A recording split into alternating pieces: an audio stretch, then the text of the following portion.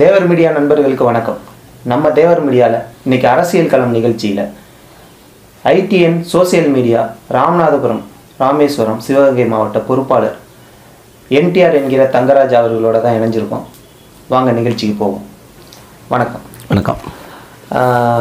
நீங்கள் ஒரு 3 மாவட்டத்துக்கு பொறுப்பாளராக இருக்கீங்க. ஐடி சோசியல் மீடியா எல்லாத்துலேயும் இருக்கீங்க. எங்களோட முதல் கேள்வியே எப்போதும் எங்கள் தெய்வீக திருமகனாரை பற்றி தான் இருக்கும். நீங்கள் தேசிய தலைவர் தெய்வீக திருமகனார் பசும்பன் முத்துராமலிங்க தேவரை பற்றி என்ன நினைக்கிறீங்க? பசும்பன் முத்துராமலிங்க தேவரையை பற்றி சொல்லணும்னா அது என்னோட ஒரு ஜென்மமானாலும் அது சொல்ல முடியாது. அவரோட வரலாற்று சாதனைகள், அவர் அவரோட அணுகுமுறை, அவரோட அரசியல் அணுகுமுறை, அவரோட மக்கள் அணுகுமுறை, அவர் செய்த தொண்டுகள், தேசப்பற்று, அவர் ஒரே பயனில் முடிச்சுவார். எனது இரு கண்களும் தெய்வீகமும் தேசியமும் முடிஞ்சு போச்சு. எங்களுக்கு ரொம்ப பற்று, ஐயா மேலே ரொம்ப பற்று. அது தேவர் அப்படிங்கிற வார்த்தையை நான் யூஸ் பண்ண ஒரு எப்படி சொல்கிறதுனா அந்த வார்த்தையை வாயில் வர்றது ஐயா எங்களுக்கு அவங்க. அதனால் ஐயா பற்றி சொல்லணும்னா அவரோட பிறப்பிலேருந்து இறப்பு வரைக்கும் நாடு சுதந்திரம் பெறதுக்காண்டி அனைத்து விதமான முயற்சிகளும் அவரோட மக்கள் சுற்றுச்சூழல் மக்கள், அந்த தொகுதி மக்கள், அவங்கள பற்றி எப்போதும் சிந்தனை, ஒரு மேல்நோக்கும் அதிகப்படியான மேல்நோக்கப்பட்ட சிந்தனைகள், வளர்ச்சி இருக்கணும். அது மாதிரி நாடு சுதந்திரம் வாங்கணும். அவர் 100% அவர் ஒரு முருகன மறுபிறவி. அதுதான். அதுக்கப்புறம் பார்த்தோம்னா தேவரையோட புகழ் அதிகமாக இருக்குது உலக நாட்டில். இன்றைக்கி எல்லாருமே பசும்பன் முத்துராமலிங்க தேவர் அப்படின்னா அந்த சொல்கிற அந்த ஒரு நிமிஷத்துலேயே அந்த உணர்ச்சி, ஒரு வேகம், அது ஆட்டோமேட்டிக்காக வந்துடும் நம்மளுக்கே. சொல்லும் போதே நம்மளுக்கே அது ஒரு அந்த பேரை வைப்ரேஷன் அந்த புள்ள இருக்குது நம்மளுக்கு. அந்த மாதிரி ஒரு பெயர் எங்கனக்குள்ளே அந்த பேரை கேட்டாலுமே நம்மளுக்கு ஒரு நிமிஷம் ஐயா ஆகும். அந்த மாதிரி ஒரு சந்தோஷம். இப்படிப்பட்ட சுதந்திர போராட்ட தியாகி அவரோட புகழ இந்த இடத்துல தேவர் மீடியா சொல்கிறது எனக்கு ரொம்ப மகிழ்ச்சியாக இருக்குது. கண்டிப்பாக. இப்போ நாங்கள் முதல் கேள்வி முன் வச்சதுக்கான காரணமே இந்த சிவகங்கை மாவட்டம் பசும்பன் முத்துராமலிங்க தேவர் மாவட்டமாக இருந்து பின்னால் சிவகங்கை மாவட்டமாக மாறினது தான். இப்போ இந்த சிவகங்கை மாவட்டத்தில், சிவகங்கை தொகுதியில் உங்களோட பாஜக வேட்பாளர் ஹெச் ராஜா அவர்கள் நிற்கிறார். இது சிவகங்கை மாவட்டம், சிவகங்கை தொகுதி நீண்ட காலமாக, கிட்டத்தட்ட ஒரு 50 ஆண்டு காலமாக திமுக காங்கிரஸ் இந்த பிடியிலே இருந்துக்கிட்டு இருந்த ஒரு தொகுதி. இதில் நீங்கள் பாஜக எந்த அளவுக்கு உங்களுக்கு வெற்றி வாய்ப்பு இருக்குன்னு நீங்கள் நம்புறீங்க? ஏன்னா உங்கள் மீது மதவாத கூட்டணி அப்படின்ற ஒரு சாயம் வேற பூசப்பட்டிருக்கு. இந்த நிலையில் உங்களோட வெற்றி வாய்ப்பு எப்படி இருக்கும்? மதவாத கூட்டணி இன்றைக்கி திரு ஸ்டாலின் அவர்கள் பேசுகிறாரு, மதவாத கூட்டணின்னு சொல்கிறாரு. அவங்க தந்தையார் இதே பிஜேபியோட தானே கூட்டணி வச்சார். அப்போது அது மதவாதமாக தெரியலையா? இன்றைக்கி அதே எல்லா மேடையிலும் சொல்கிறார் மதவாத கூட்டணி.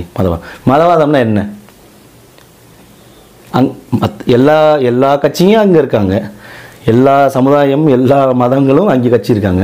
அப்படி ஒன்றா இணைகிறது தானே மதவாதமே. இப்போ நாங்கள் மதவாதம் இல்லைல்ல. எதுக்கு இந்த வார்த்தை முன் வைக்கிறாங்க? மறைந்த முன்னாள் குடியரசுத் தலைவர், நாங்களாம் ரொம்ப கடவுளாக நினைக்கக்கூடியவர் ஐயா அப்துல் கலாம் ஐயா, அவங்கள கொண்டு வந்தது பிஜேபி. அது நாங்கள் பெருமைப்படுறோம். அடுத்து முன்னாள் இராணுவத்துறை அமைச்சர் இருந்தார் ஜார்ஜ் பெர்னாண்டஸ், அவங்கள கொண்டு வந்ததும் பிஜேபி தான். இப்படி மதவாதம் பார்த்துருந்தோம்னா எப்படி இருக்குமே? அப்போது மக்களோட கண்ணோட்டத்தில் பிஜேபி அப்படின்னா மதவாதம் அப்படின்னு தவறாக சித்தரிக்கப்பட்டுள்ளதை தவிர மற்றபடி மதத்திற்கும் பிஜேபிக்கும் என்ன சம்பந்தம் இருக்கிறது? அடுத்து காங்கிரஸ் தொகுதி அப்படின்னிய காங்கிரஸ் தொகுதி தான் இருந்துச்சு. அதில் மாற்று கருத்தும் கிடையாது. காங்கிரஸ் தொகுதியில் இருந்துச்சு, காங்கிரஸ் தான் ஜெயிச்சிருந்தாங்க. அப்புறம் போன பீட்டில் அதிமுகவோட வேட்பாளர் மரியாதைக்குரிய ஆடிபிஆர் சிந்தலான் அவர்கள் ஜெயித்தாங்க. இதில் வெற்றி வாய்ப்பு எப்படி இருக்குன்னு நீங்கள் பார்க்கணும்னு சொன்னால், இப்போ நீங்கள் சொன்ன ஒரு கேள்வி என்னென்னா காங்கிரஸோட தொகுதி. சரி, காங்கிரஸோட தொகுதி அப்படின்னா எந்த கூட்டணியும் பண்ணாமல் ஜெயிச்சு காங்கிரஸ் மட்டுமே இருந்தாலும் ஜெயிக்கக்கூடிய தொகுதி காங்கிரஸ் தொகுதி நீங்கள் சொல்லலாம். இப்போது இவங்க எத்தனை தடவை வந்து காங்கிரஸ் கட்சி தனியாக நின்று தேர்தல் களத்தில் இந்த சிவகங்கை பாராளுமன்ற தொகுதியை வென்றெடுத்தனர்? இல்லை, எல்லாமே கூட்டணி. அப்புறம் எப்படி மக்களும் சரி, இப்போ நீங்கள் கேட்ட கேள்வியும் சரி, எப்படி நீங்கள் அந்த கேள்வி நீங்கள் கேட்பீங்க? காங்கிரஸ் தொகுதி அப்படின்னா அந்த கேள்வி நீங்கள் எப்படி கேட்பீங்க? அதே கூட்டணி தானே இப்பவும் வருது, அதே கூட்டணியில தானே நிற்கிறாங்க. அப்போ நாங்கள் அந்த கேள்வியை தானே முன்வைக்க வேண்டியது இருக்கு. நல்லா. அப்போது இந்த போன எலெக்ஷனில் 2014 எலெக்ஷனில் அதிமுக ஃபஸ்ட்டு ஜெயிக்கிறாங்க.